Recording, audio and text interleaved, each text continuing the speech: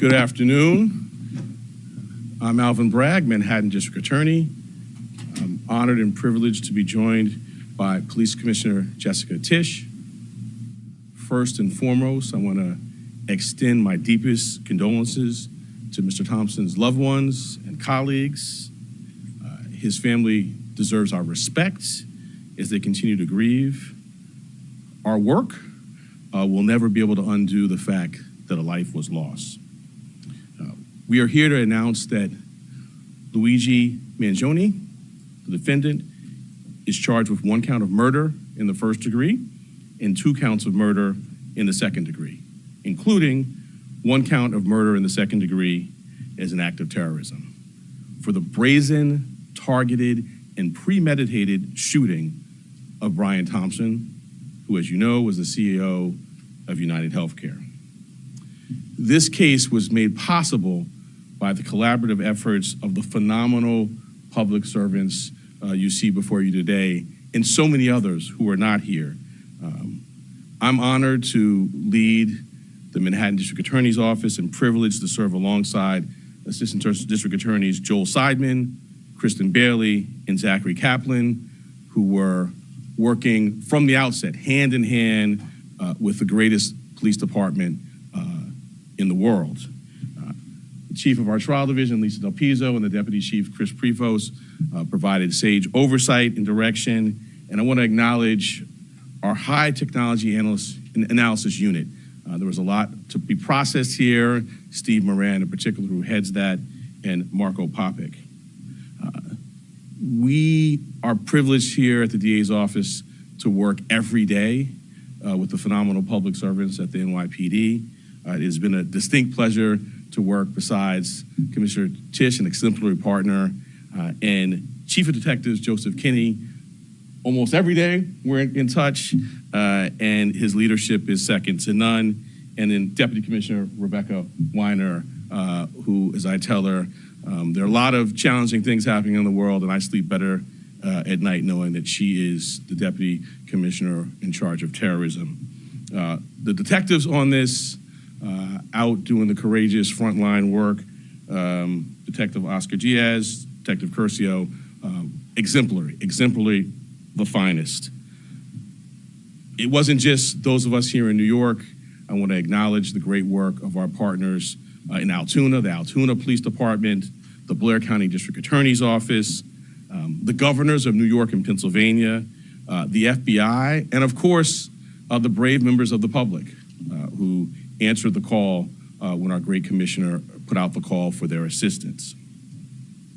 This was a frightening, well-planned, targeted murder that was intended to cause shock and attention and intimidation. It occurred in one of the most bustling parts of our city, threatening the safety of local residents and tourists alike, commuters and business people just starting out on their day. Let me say a bit more about the charges. They include 1 count of murder in the first degree as a killing in furtherance of terrorism, 2 counts of murder in the second degree, 1 charging that the killing was done as an act of terrorism, and the second pertaining to the fact that the killing was intentional. The maximum penalty possible for murder in the first degree and murder in the second degree as an act of terrorism is life without parole. The maximum penalty for murder in the second degree is 25 years to life. There are additional counts as well. A number of criminal possession of weapon charges, 2 counts in the second degree, 4 counts in the third degree, 1 count in the fourth degree, and a count of criminal possession of a forged instrument in the second degree. Let me tell you a bit about the facts. On November 24th, we allege that the defendant arrived in New York City to murder Brian Thompson. After the defendant arrived in New York City on a bus at Port Authority, he checked into the hostel on the Upper West Side using the name Mark Rosario with a fake New Jersey ID. On the morning of December 4th, the defendant left the hostel, just after 5:30 a.m. and traveled to Midtown.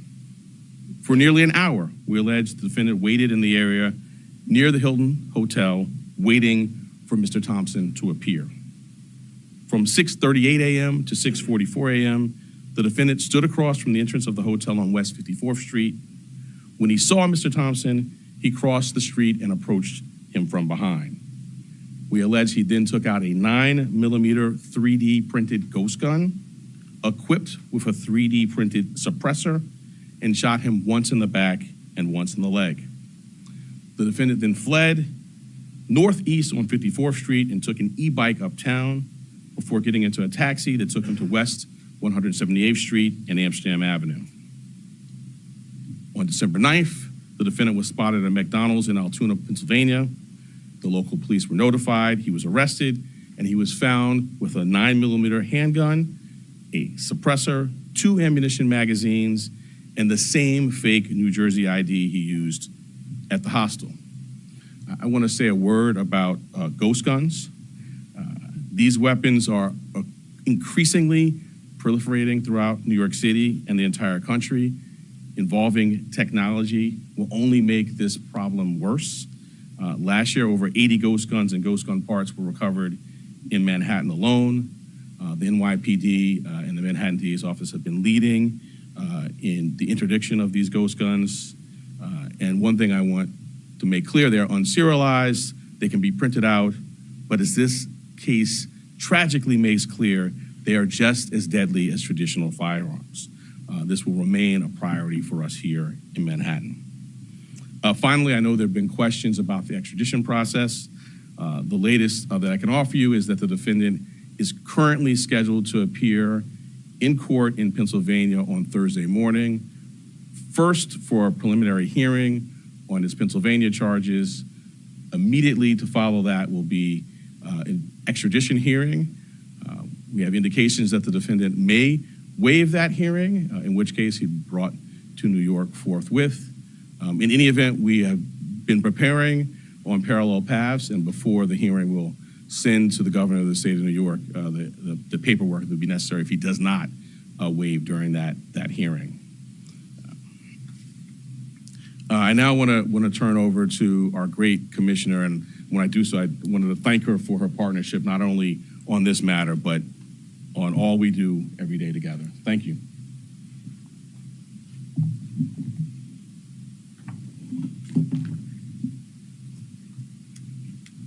Good afternoon, everyone. The unsealing of today's indictment brings us one step closer to securing justice for Brian Thompson and his family and affirming the primacy of the rule of law in the city of New York. NYPD detectives worked tirelessly to piece this case together. And along the way, the Manhattan DA's office made sure we had every legal tool available to us. Whether quickly providing subpoenas to assist with our evidence collection, or traveling with us to Altoona, Pennsylvania last week after the apprehension, our partnership made this a successful investigation. So I'd like to thank District Attorney Bragg and his team for their work in bringing this case forward. Part of that work included the relentless collection and analysis of surveillance video by our detectives, which ultimately produced a clear image of our suspect. That image was shared far and wide through the media, and thanks to an observant McDonald's customer and the employee who alerted the police, Mr. Mangione was quickly brought into custody. This outcome is why we always emphasize the critical role of the public in our public safety mission. So again, I want to thank everyone who saw something, said something, and did something. That is why we have a suspect in custody today. As DA Bragg said, Luigi Mangione is now formally charged and indicted for murder. And let me be perfectly clear. In the nearly 2 weeks since Mr. Thompson's killing, we have seen a shocking and appalling celebration of cold-blooded murder. Social media has erupted with praise for this cowardly attack. People ghoulishly plastered posters threatening the other CEOs with an X over Mr. Thompson's picture, as though he was some sort of a sick trophy. And yesterday, the New York Post reported that some extreme activists were circulating a deck of cards with other most wanted CEOs to be targeted for assassination. These are the threats of a lawless, violent mob who would trade in their own vigilantism for the rule of law that protects us all. Let me say this plainly. There is no heroism in what Mangione did.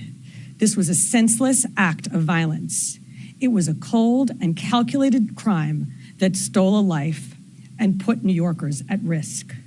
We don't celebrate murders, and we don't lionize the killing of anyone. And any attempt to rationalize this is vile, reckless, and offensive to our deeply held principles of justice. Now, as we await the extradition process in Pennsylvania to complete, we continue our public safety work here at home. That includes our focus on the growing threat of ghost guns, one of which was used in this attack. The NYPD remains committed to tracking down and removing these untraceable weapons from our streets. And we will do that work hand in hand with District Attorney Bragg here in Manhattan and in every other borough to ensure that those who possess, distribute, and use these weapons are held fully accountable. Finally, I want to again thank every member of the NYPD, uniform and civilian, working on this case, led, of course, by our great Chief Kenny, whether in Midtown North Squad, Homicide, Crime Scene Unit, Intelligence Bureau, and everywhere else. All of you contributed to today's indictment, and you've brought the Thompson family one step closer to justice in this case. Thank you.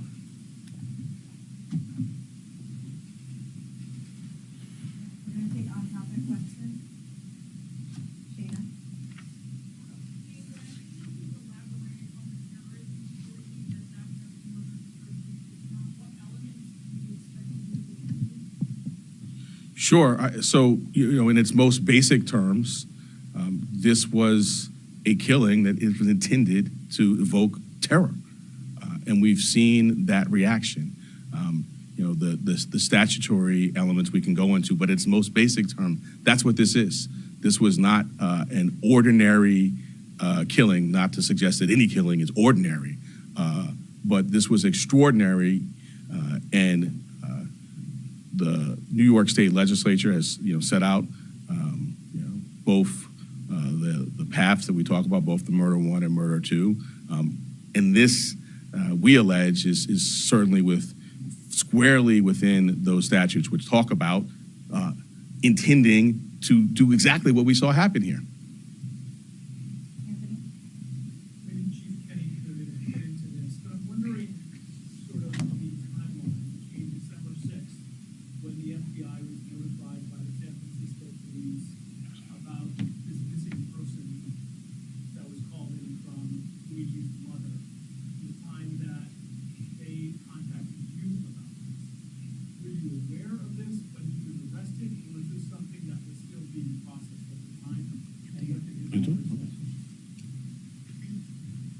So the original missing report took place back in November 18th in San Francisco. The sergeant that was involved in that case reached out to the San Francisco field office and said, hey, basically, I'm working on a missing case. I saw the photograph that was distributed by the NYPD. There bears a resemblance. That tip was forwarded to us close to 45 hours after the incident took place. It showed up to a TFO, which is a task force officer. We have NYPD officers embedded with the FBI. They received that tip. It was one of 4 tips that they had received that day, and they were vetting it. Part of that vetting process was that they reached out to Mangione's mother in San Francisco very late on the 7th. They had a conversation where she didn't indicate that it was her son in the photograph, but she said it might be something that she could see him doing. So that information was going to be passed along to the detectives the next morning, but fortunately we apprehended him before we could act on that.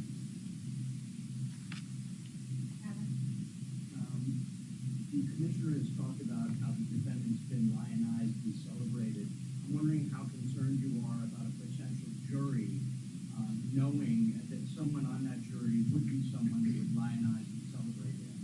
Well, I want to echo the commissioner's words and concerns, which I think were put forth beautifully. I mean, we see a lot in these jobs. I meet with the families of homicide victims, and I just can't wrap my head around the notion that someone is celebrating this.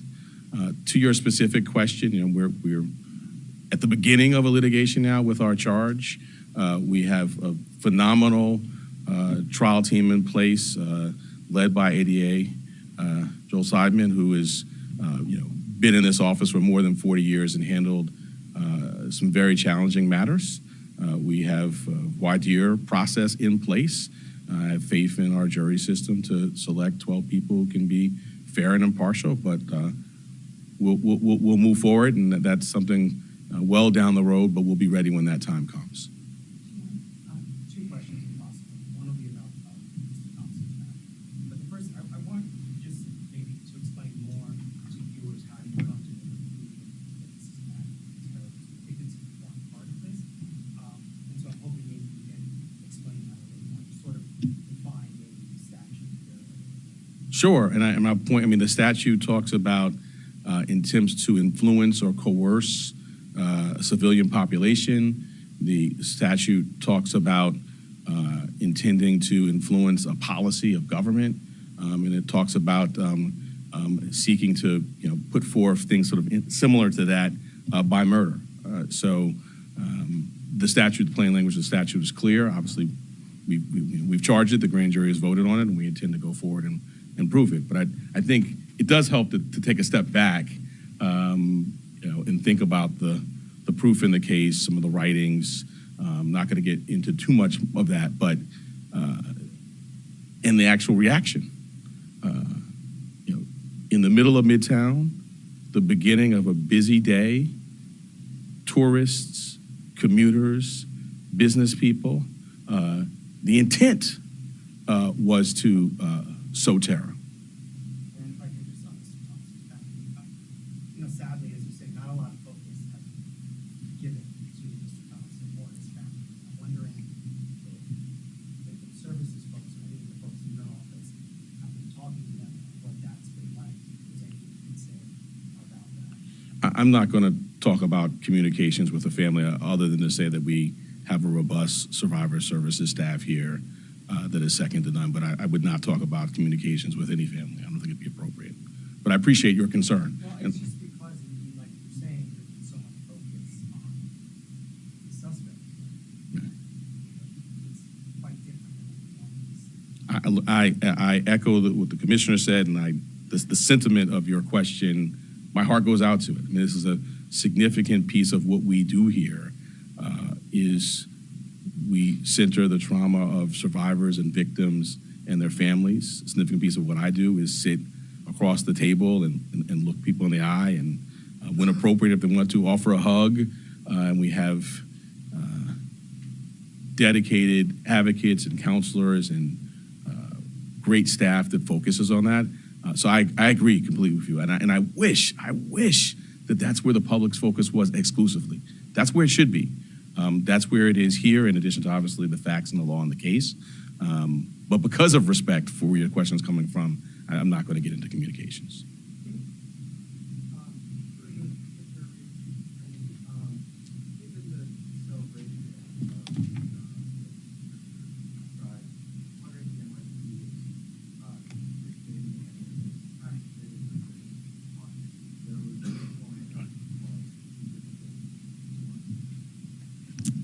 Yes, absolutely. And we've seen a real increase, sustained increase since December 4th in concern, not just from CEOs, but from corporations broadly. And so going back to the DA's point, the intent to intimidate or coerce a civilian population, which is, of course, at the root of our state terrorism statute, is very much borne out in this reaction.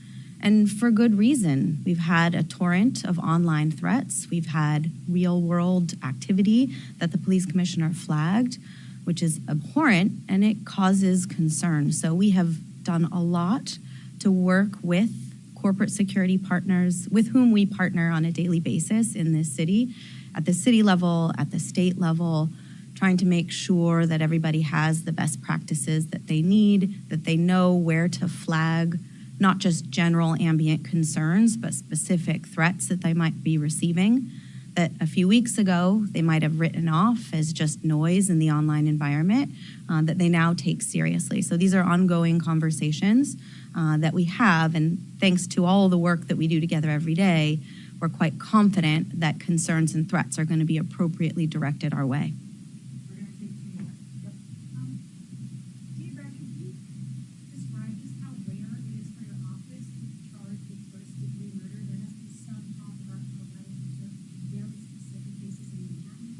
And also, if you could speak to the statements made on the record by the suspect that informed this timeline in particular, because maybe specific incriminating statements that happened.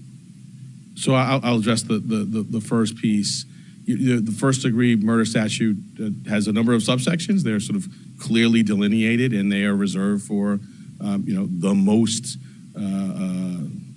abhorrent conduct: killing a police officer, serial killing, and the terrorism is one subsection of that. And so, I would say, fortunately, that's not happening a lot.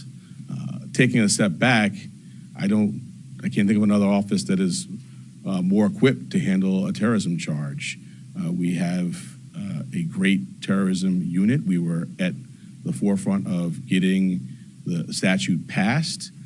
Within the last 2 years, we've tried two very significant terrorism cases, one involving an English-speaking operative based in Jamaica, and another involving someone who was here and funding overseas terrorism by cryptocurrency. So we have the expertise, and as I mentioned, the expertise on this team, and so we're prepared to go forward. Yeah, I'm not going to go beyond what's in the filing. All right, last question, Laura. Are you able to just say now or to take this effectively seeking the sentence? So as a matter of practice, I don't talk about sentencing outside of court as a first matter, and certainly not at the initial stages of a matter. But I think you can tell the seriousness with which we take this matter by the way in which it's charged.